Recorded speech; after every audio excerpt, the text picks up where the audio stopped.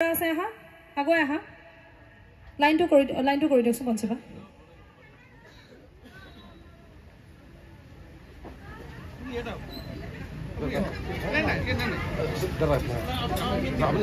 কিমান মৰম লাগিছে নহয় নে একেবাৰে ৰহনীয়া হৈ আছে মই মাইক্ৰোফোনটো দি যাম তোমালোকে নিজৰ তোমালোকে অলপ মাজলৈ আহা তোমালোকে নিজৰ নাম কিটা কৈ যাবা হ'ব হা নাম কিটা কৈ যাবা অকণ আগুৱাই ছোৱালীখিনি অকণ এফালে কৰি দিয়ক ল'ৰাকেইটা এক জেগাত কৰি দিয়ক ভাল লাগিব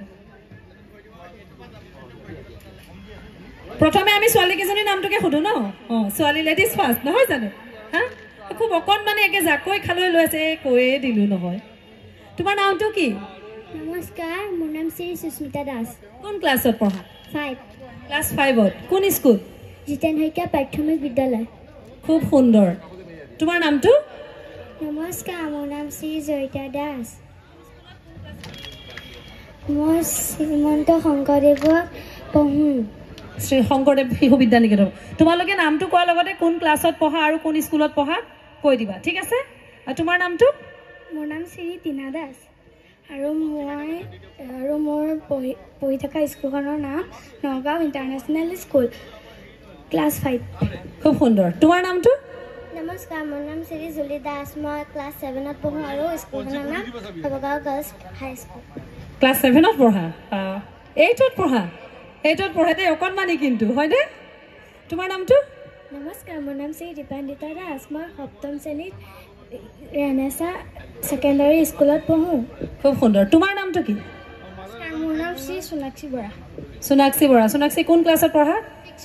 6ত পঢ়া কোন স্কুল শহীদ চন্দন সিং উচ্চ মাধ্যমিক বিদ্যালয়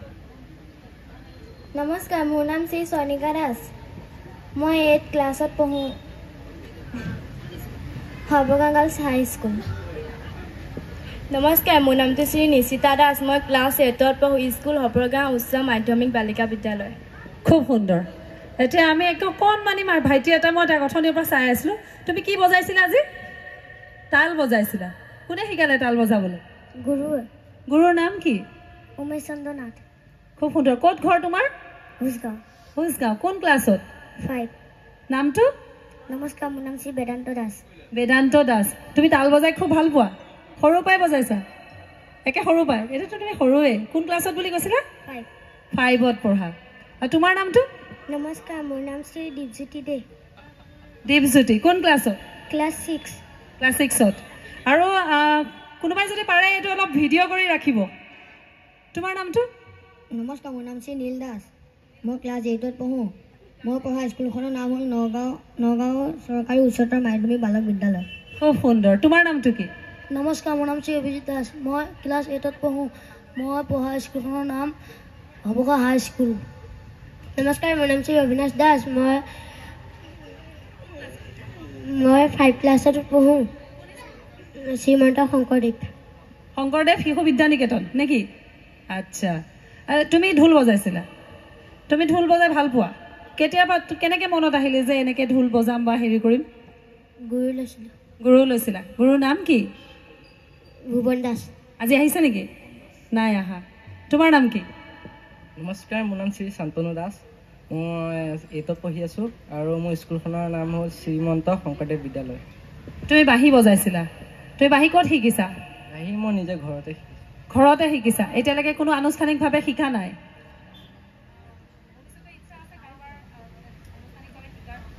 শিকাৰ মনত আছে মানে ৰিকুদাৰ কলিতা বুলি কয় তেওঁ তাত শিকিম তো আনুষ্ঠানিকভাৱে এতিয়ালৈকে নিশিকাকৈ আজি এটা অনুষ্ঠান তেওঁলোকে নিজেই কৰিঅ'গ্ৰাফি কৰি তেওঁলোকে নিজেই সুৰ কম্প'জ কৰি পেলাই ইমান এটা সুন্দৰ অনুষ্ঠান তেওঁলোকে কৰিছে তেওঁ ভাবি থাকক এবাৰ আৰু বাকী নামকেইটা সোধোঁ তোমাৰ নামটো নমস্কাৰ মোৰ নাম শ্ৰী বিদ্যুৎ দাস নমস্কাৰ মোৰ নাম শ্ৰী কণ্ঠ দাস নমস্কাৰ মোৰ নাম শ্ৰী দীপজ্যোতি দাস নমস্কাৰ মোৰ নাম শ্ৰী মণ্টু চাহানী আগুৱাই আহা তোমাক দেখাই নাপাব এতিয়া নমস্কাৰ মোৰ নাম শ্ৰী মণ্টু চাহানী তোমাক দেখিবলৈ আকৌ মণ্টুমণিৰ নিচিনা লাগিছে কিন্তু অকণমান হয়নে চুলিকেইডাল একদম খাৰা আৰু তোমাৰ নামটো কি আছিলে দীপজ্যোতি দে সুধিলোঁ ন এবাৰ পাহৰিয়ে গৈছোগৈ এতিয়া সমূহীয়াকৈ তোমালোক সকলোকে এটা প্ৰশ্ন মোৰ ফালৰ পৰা তোমালোকে কেনেকৈ মানে কোনে দিবা উত্তৰটো নাজানো তোমালোকে এই সকলোখিনিতো একে ওচৰৰ হয় জানো একে ওচৰ আছে অলপ দূৰ মানে গোটেইখিনি এনেকৈ গোট খুৱাই পেলাই এটা টিম কৰিম বুলি মানে কাৰ প্ৰথমে মনত কাৰ আহিলে যে আমি এনেকৈ অনুষ্ঠান এটা কৰিম কেনেকৈ মনত আহে তোমাৰ তুমি কোৱা উত্তৰটো মানে অকল ময়ে নহয় মোৰ ভাইটি ভণ্টি আছে সকলোকে মানে আগুৱাই আনিবলৈ মানে কৈছোঁ এই গীতখিনি যেনেকৈ সুৰখিনি যেনেকৈ তোমালোকে কম্প'জ কোনে কৰিলে গোটেই মিউজিকখিনি কম্প'জ কোনে কৰিলে কম্প'জ মানে মই হেৰিয়া এজনত মানে আৰু এটা গ্ৰুপত আছোঁ তাৰ পৰা মানে অকণমান হেৰি শিকি লৈ পেলাই ইয়াতো বনাইছোঁ আৰু এই বাদ্যযন্ত্ৰসমূহ তোমালোকৰ নিজৰ বাঁহী শিকা তোমাৰ কিমান বছৰ হৈছে মানে ঘৰতে যে বজোৱা 2 বছৰ হৈছে আৰু 2 বছৰ হৈছে মাত্ৰ তাৰমানে ইমান সৰুতে আনুষ্ঠানিকভাৱে নিশিকাকে এই সৰু সৰু ল'ৰা ছোৱালীখিনি ইমানখিনি ধুনীয়াকৈ পাৰফৰ্ম কৰিলে অকণমানো আমি চকুৰ বলগত আমি গমেই নাপালোঁ যদি কিবা ভুল ভ্ৰান্তিও হৈছে তেওঁলোকে এইকণ বয়সতে এনেকুৱা আৰু কোনো আনুষ্ঠানিক শিক্ষা নোহোৱাকৈ তেতিয়াহ'লে যদি তেওঁলোকে আনুষ্ঠানিকভাৱে শিক্ষা গ্ৰহণ কৰি আগুৱাই যায় তেতিয়াহ'লে কিমানখিনি ভাল হ'ব আৰু মই আজি যদি সঁচাকৈ এই ভিডিঅ'টো এইটো কাৰণে কৰিবলৈ লৈছোঁ এটা কাৰণে ভিডিঅ'টো কৰিবলৈ দিছোঁ যে ছ'চিয়েল মিডিয়াৰ থ্ৰুদি এই কণমানি শিশু যিখন আমাৰ আছে ইয়াত আজি অনুষ্ঠান পৰিৱেশন কৰিলে তেওঁলোকক সমগ্ৰ অসমৰ ৰাইজে দেখক আৰু যদি কোনোবা ভাল গুৰু আছে তেওঁলোকে দেখক তেওঁলোকক যাতে আগুৱাই নিয়ে তেওঁলোকক যাতে শিক্ষা মানে তেওঁলোকে যিখিনি শিকিব বিচাৰি আছে যাতে শিকি পেলাই আৰু আগুৱাই যাব পাৰে সেইকাৰণে ক'লোঁ যে ভিডিঅ'টো কৰি ৰাখিব আৰু এটা পুনৰবাৰ জোৰে হাত চাপৰি দিয়ক আৰু পঞ্চীবাই কিবা এটা ক'ব বিচাৰিব কেনেকৈ মানে আপুনি পালেগৈ প্ৰথম কথা হৈছিলে তেওঁলোক মোৰ ওচৰলৈ আহিছিলে এগৰাকী আহি পেলাই ৰাতিপুৱা সময় কৈছে বাইদেউ মোৰ প্ৰগ্ৰেম এটা কৰিব বিচাৰোঁ আপোনালোকে মঞ্চখন দিবনে নিশ্চয় আমি আচলতে এই মঞ্চখন দিয়াৰ আমি মানে বিহুখন পতাৰ মূল লক্ষ্যই আছিলে আমাৰ সেইটো যিখিনি আমাৰ গাঁৱে ভূঞে পিছ পৰি যিখিনি ল'ৰা ছোৱালী আছে এখন মঞ্চৰ প্ৰয়োজন সেই মঞ্চখন দিয়াৰ প্ৰচেষ্টাই লৈছিলোঁ আমি সেইবাবে ভাল লাগিল আজি সঁচাই মই প্ৰথমে ভয় খাই আছিলোঁ কি কৰে বা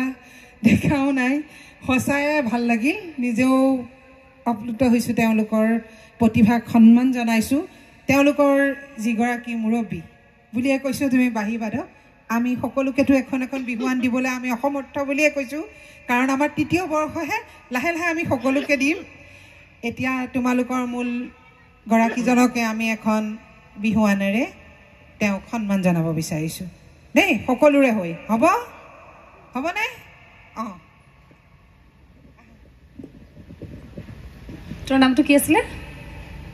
শান্তনু দাস এটা হাত চাপৰি দিয়ক দীঘলীয়াকৈ হাত চাপৰি এটা আৰু এখন ফটো ধুনীয়াকৈ পঞ্চিবা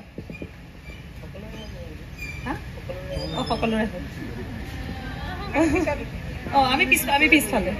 খুব সুন্দৰকৈ কৈছে যে সকলোৰে লগতে উঠিম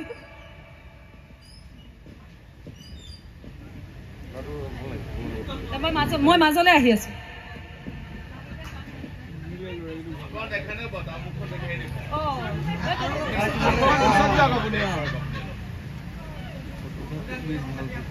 ভগৱানে মোৰ জিৰাফ টাইপত সজিলে যে